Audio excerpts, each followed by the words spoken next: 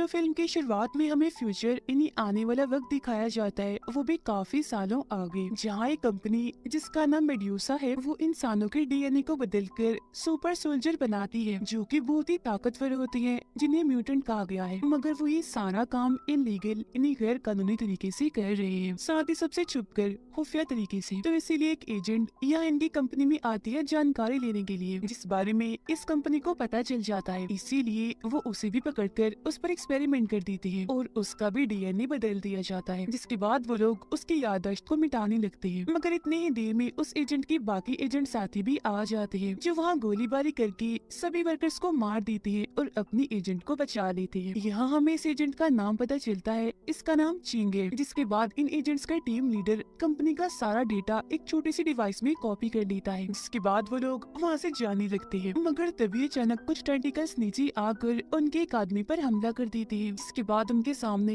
एक बहुत ही खतरनाक मॉन्स्टर आ जाता है। पता चलता है कि वो टेंटिकल्स इस मॉन्स्टर के ही थे। वो ये देखकर गुस्सा हो जाता है और हमला करने के लिए आगे बढ़ने लगता है, मगर ये लोग उल्टा उसे रोकने के लिए गोलियां चलाने लगते हैं। मगर वो तो इतना ताकतवर था, इतना खूंखार था कि इनकी गोलियों का उस पर कोई असर नहीं होता और बस फिर वो मॉन्स्टर उन पर हमला कर देता है। एक एक एजेंट को उठा कर वो मार रहा था, वो बहुत सारे एजेंट्स को मार देता है। तब ये देखकर चिंग उसके ऊपर चढ़ जाती है और चाकू से बार बार उसके सर पे वार करती है, जिससे मॉन्स्टर को इतना गुस्सा आ जाता है कि वो चिंग को अपने ऊपर से उठाकर नीचे फेंकता है और उस पर अपने टेंटिकल से हमला करने लगता है। जैसे टेंटिकलों से लिपटने लगती है तो वो अपने चाकू से एक एक करके उसके सारे टेंटिकल्स काट देती है और बस इसके बाद वो यहाँ से भाग जाते हैं और उस मॉन्स्टर को उसे लैब में बंद कर देते हैं। अब वो लोग आगे बढ़ ही रही थी, मगर तभी उनके सामने मॉन्स्टर से भी बड़ी मुसीबत आके खड़ी हो जाती है, जो एक लड़की थी जिसके सफेद बाल थे, लेकिन वो बहुत खतरनाक और ताकतवर थी, क्योंकि उसके भी डीएनए को बदलकर उसे म्यूटेंट बनाया गया था और इसने ही उस मॉन्स्टर को इन लोगों के पीछे लगाया हुआ था, क्योंकि वो इतनी देर से उन्हें कंट्रोल रूम से देख रही थी। और वो इन सब के पास आकर इन्हें हिप्नोटाइज कर देती है, यानी उन्हें अपने वश में कर लेती है। लेकिन अब क्योंकि चिंग भी म्यूटेंट थी, इसीलिए वो बहुत जल्द उसकी हिप्नोटाइज की असर से बाहर आ जाती है और फिर अपने साथियों पर से भी हिप्नोटाइज का असर हटाती है। तब होश में आते उनका टीम लीडर उस लड़की पर हमला कर देता है, मगर वो उल्टा उसे उठाकर दूर फेंक देती है। फिर वो दोबारा से उस पर टांग से हमला करती है और बार बार पटक कर इधर से उधर मारने लगती है। कुछ देर लड़ाई करने के बाद उन्हें पता चल जाता है कि हम इससे नहीं जीत सकते, ये बहुत ही ताकतवर है। इसलिए टीम लीडर चिंग को वो छोटी सी डिवाइस देता है और यहाँ से भागने का कहता है और एक बार फिर उस लड़की से भिड़ जाता है, जहाँ इन दोनों की काफी लड़ाई होती है, मगर एक बार फिर वो उसे बड़ी आसानी से रोककर दूर फेंक देती है। जिसके बाद अब चिंग भी उस पर हमला कर देती है। दोनों के हाथों से ही काफी देर तक लड़ाई चलती रहती है, मगर इसमें वो लड़की चिंग पर भारी पड़ रही थी। वो चिंग का गला पकड़कर उसे दूर फेंक देती है, जिससे वो सामान पे जगह गिरती है। इसके अलावा भी वो उसे बहुत मारती है और मार मार कर उसका बुरा हाल कर देती है। वो उसके बाल पकड़कर उसे घसीटने लगती है और उठाकर दूर फेंक देती है, मगर तभी चिंग के डीएनए अचानक से बदलने लगते हैं। मगर इसके बाद क्या होता है ये हमें दिखाया नहीं जाता। फौरन एक बाद हम मेड्यूसा कंपनी के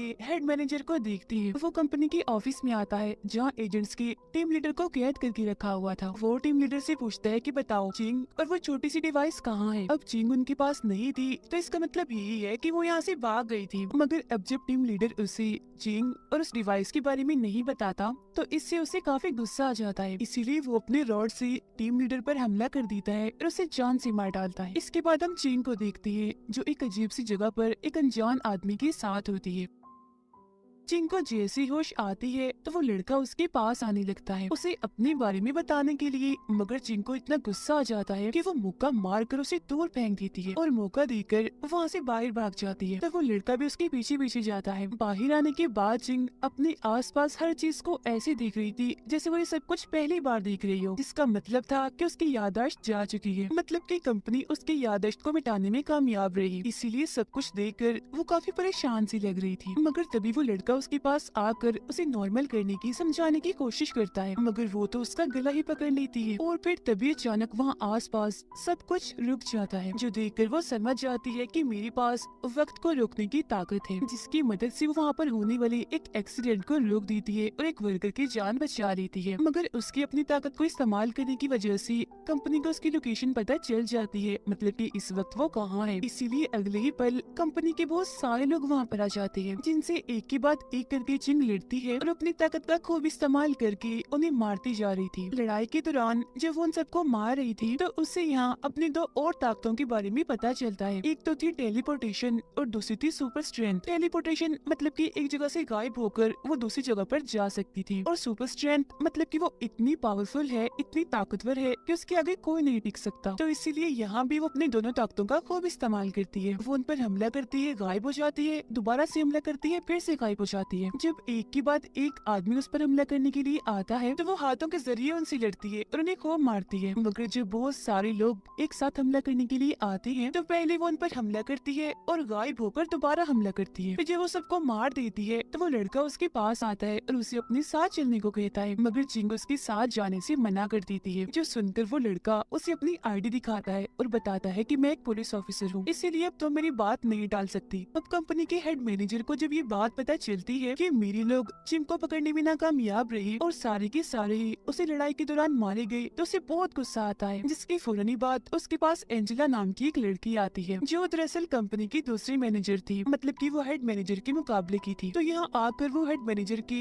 उन साथियों की मजाक उड़ाने लगती है कि वो तो सारे फेलियर निकले, हार गए, तो ये काम तुम्हारे बस का नहीं है, अब से ये काम मैं करूंगी, मैं ही चिंग को पकड़ूंगी कैसे भी करके। जिसके बाद हम चिंग और उसके साथ उस पुलिस ऑफिसर को देखते हैं जिनकी अब दोस्ती हो गई थी, इसीलिए वो चिंग को उसकी याददाश्त वापस दिलाने में उसकी मदद कर रहा होता है। वो अपने पुलिस स्टेशन के सिस्टम से पता लगवाता है कि पिछले काफी दिनों से चिंग कहाँ पर थी, मतलब कि उसको मिलने से पहले, जहाँ उन्हें पता चलता है कि वो एक विजिटर ग्रुप का हिस्सा थी जहाँ पर उसके साथ और भी बहुत सारी लड़कियाँ थी और यहाँ वो घूमने आए हुए थे। मगर फिर चिंग बाद में यहाँ एजेंट का काम करने लगी। अब तभी चिंग को अपने जेब में वो एक छोटी सी डिवाइस मिलती है जो कि टीम लीडर ने उसे दी थी, जिसमें उस कंपनी का सारा डेटा होता है। अभी वो लोग उसे चेक करने की सोच ही रही थी कि तभी एक बहुत बड़ा सा पिलर उनके घर में घुस जाता है, जिसके फौरन बाद उनके कमरे का दरवाजा एक धमाके से टूट जाता है। तब वहाँ एक लड़की आती है जो कि चिंग के उसी विजिटर ग्रुप की थी, मगर अब वो भी एक सुपर सोल्जर बन गई थी, जिसे कंपनी एक डिवाइस की मदद से कंट्रोल कर रही थी जो कि उसकी गर्दन में लगी हुई थी। अब आते ही वो चिंग पर एकदम से हमला कर देती है। जहाँ चिंग भी आराम से नहीं बैठती, वो भी उस पर भारी हमला करने लगती है। दोनों एक दूसरे को खूब मार रही होती है। जिसके बाद जैसे दोनों एक दूसरे से दूर होती है तो दोबारा से भागकर आती है और फिर से लड़ने लगती है। कभी वो एक दूसरे को हाथों से मार रही थी तो कभी टांगों से। वो लड़की खुद को कमजोर पड़ता हुआ देखकर यहाँ से बाहर चली जाती है। हर फ्लोर से गुजरते हुए चिंग पत्थरों में दबती जा रही थी, इसीलिए सबसे नीचे आके वो काफी जख्मी हो जाती है, इतनी जख्मी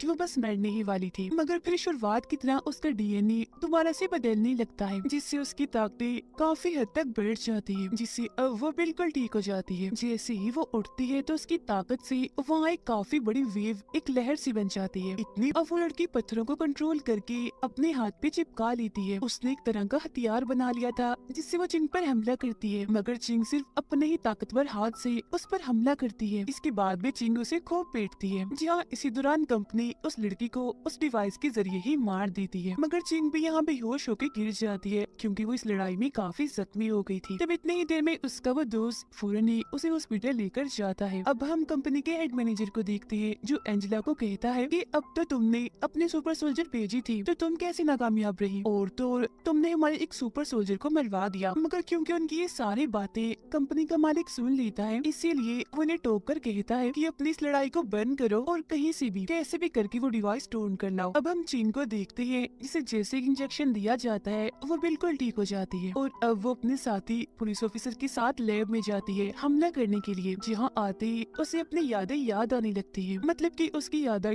थोड़ी थोड़ी वापिस आ चुकी थी, जिसमें वो देखती है कि सफेद बालों वाले लड़की ने मुझे पकड़ लिया था और मुझ पर एक्सपेरिमेंट किया था। अब यहाँ उसे वो जगह भी याद आ जाती है जहाँ उस पर एक्सपेरिमेंट किया गया था और ये वही जगह थी जिसे हमने कहानी के शुरू में देखा था। बहुत जल्दी लोग वहाँ पहुँच जाते हैं। जहाँ आते ही चिंग को सब कुछ याद आ जाता है, जिसमें वो देखती है कि मेरे कैप्टन ने मुझे इस कंपनी की जानकारी लाने का मिशन दिया था, जिसमें वो कामयाब नहीं हुई और पकड़ी गई। और फिर तभी एक स्क्रीन के जरिए एंजेला उनसे बात करने लगती है क्योंकि उसने काफी देर से उन पर नजर रखी हुई थी, जिसमें वो कहती है कि अगर उस डिवाइस को चिंग ने 1 घंटे के अंदर अंदर हमें ना दिया तो हम लोग शहर के सारे मासूम लोगों को जान से मार डालेंगे। लेकिन उसकी ये बात से चिंग को जरा भी फर्क नहीं पड़ता, बल्कि वो तो यहाँ कंपनी की कुछ और जानकारी लेकर यहाँ से जाने लगती है, जो देखकर वो पुलिस ऑफिसर उस पर काफी गुस्सा करता है। कहता है कि जब तुम शहर की मासूम लोगों को ही नहीं बचा सकते तो क्या फायदा इस कंपनी की असलियत को सबके सामने लाने का। मगर चिंग उसकी अब अभी भी एक नहीं सुनती और कैप्टन के पास चली जाती है। उसके जाने के बाद उसका साथी पुलिस ऑफिसर एक जगह पर उदास बैठा होता है, क्योंकि वो सोच रहा था कि मैं इतना ताकतवर नहीं हूँ, अकेला ही उन लोगों से नहीं लड़ सकता। मगर इसके बावजूद भी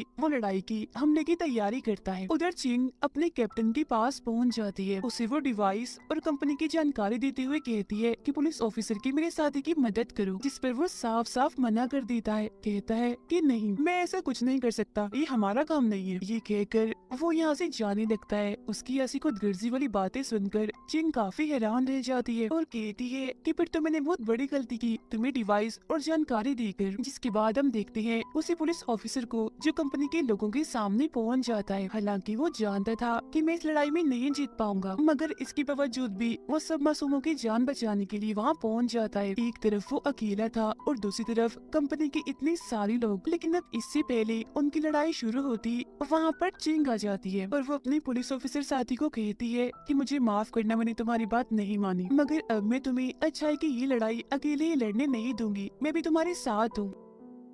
फौरन ही बाद कंपनी के बहुत सारे सोल्जर्स उनकी तरफ बढ़ने लगते हैं, जहाँ चिंग भी आगे बढ़ती है और बार बार गायब होकर तलवार से उन पर वार कर करके उन्हें मारती जा रही थी। वो उनके बहुत सारे सिपाहियों को मारने में कामयाब रहती है, मगर इसी बीच एंजेला पुलिस ऑफिसर को पकड़ लेती है और चाकू से उसके सीने में कई बार वार कर देती है, जो देखकर चिंग को बहुत गुस्सा आता है। इसीलिए वो जल्दी से एंजेला को मारने के लिए उसकी तरफ बढ़ती है, जिसे देखकर एंजेला भी भागने लगती है। और क्योंकि वो चिंग से काफी ताकतवर थी, इसीलिए वो उसके पेट में भी चाकू घुसा देती है और बार बार घुसाती रहती है। जहाँ ऐसा होने से चिंग के डीएनए एक बार फिर से बदलने लगते हैं, जिससे एक बार फिर वहाँ लिक्विड जैसी काफी बड़ी लहर आ जाती है, जो बिल्कुल किसी शील्ड जैसी थी, जिस वजह से एंजेला काफी दूर जाके गिरती है। मगर इससे उसे कुछ भी नहीं होता और अब इससे पहले वो और कुछ करके चिंग पर हमला करती, चिंग गायब होकर अचानक से उसके पीछे पहुँच जाती है और एक झटके में अपने चाकू से उसका गला काट देती है। ये सब कुछ कंपनी का हेड मैनेजर और बहुत सारे बिजनेसमैन एक स्क्रीन पर देख रहे थे। अब उन्हें हारता हुआ देखकर सारे बिजनेसमैन उससे सवाल करने लगते हैं। एक बिजनेसमैन जैसे हेड मैनेजर को बुरा भला कहता है तो वो उठाकर उसे दूर फेंक देता है और फिर जान से ही मार डालता है, जिसके बाद वो सारे बिजनेसमैन को डराता है और धमकाता भी है। उधर चिंग अपने पुलिस ऑफिसर साथी के सर अपनी गोद में रखकर बैठी थी। उसे देखकर वो काफी दुखी हो रही थी, क्योंकि वो बहुत ही जख्मी था और फिर उसके हाथों में वो दम तोड़ देता है, जो देखकर चिंग को इतना गुस्सा आ जाता है कि वो मेडुसा कंपनी के मेन ऑफिस में पहुंच जाती है। जहाँ जैसे बहुत सारे सोल्जर्स उसे रोकने के लिए आगे आते हैं तो वो अपनी गायब होने वाली ताकत का इस्तेमाल करके एक एक झटके में उन सबको ढेर कर देती है। जिसके बाद वो सीधा पहुंच जाती है कंपनी के हेड मैनेजर के पास। वो कहती है कि बस कर दो, अब तुम्हें लोगों को मारना बंद करना होगा। जिसके फौरन ही बाद उन दोनों के बीच भी लड़ाई होना शुरू हो जाती है। हेड मैनेजर चिंग पर भारी पड़ रहा था, वो उसका गला घोटकर उसे हवा में उठा देता है और फिर उठाकर दूर फेंकता है, जिससे चिंग के मुंह से खून निकलने लगता है। और अब क्योंकि हेड मैनेजर काफी ताकतवर था, इसीलिए वो चिंग को उठाकर दीवारों पर पिलर्स पर दे देकर मार रहा था, जिससे वो एक बार फिर बहुत ज्यादा जख्मी हो जाती है। मगर हमेशा की तरह एक बार फिर उसका डीएनए बदल जाता है और वो काफी ताकतवर बन जाती है पहले की निस्बत से। अब की बार वो इतनी स्पीड से गायब हो रही थी कि हेड मैनेजर उसे देख भी नहीं पा रहा था और काफी कंफ्यूज लग रहा था, मतलब कि उसे कुछ भी समझ नहीं आ रही थी कि अब मैं क्या करूं। और फिर अचानक से चिंग उसके बहुत पास आकर उसे धक्का मार के दूर फेंकती है, मगर अभी भी वो हार नहीं मान रहा होता और दोबारा से उठता है। कांच के बहुत सारे टुकड़ों को अपने कंट्रोल में करके हमला करने के लिए वो चिंग की तरफ भेजता है, मगर वो दोबारा से गायब होकर उसके सर के ऊपर आती है और चाकू से एक जोरदार वार करके उसका खेल वहीं पर खत्म कर देती है। सब कुछ खत्म करने के बाद चिंग अपने उस साथी पुलिस ऑफिसर के घर जाकर उसे याद कर रही होती है, जहाँ पर तभी अचानक से वो उसके सामने आ जाता है, जिससे हमें पता चलता है कि वो अभी भी जिंदा इसीलिए है क्योंकि वो कोई इंसान नहीं बल्कि म्यूटेंट है, यानी कि उसके पर डीएनए को बदल दिया गया है। दोनों एक दूसरे को प्यार से देखते हैं और बहुत खुश थे। उनकी इसी खुशी के साथ ही ये कहानी इधर ही खत्म हो जाती है।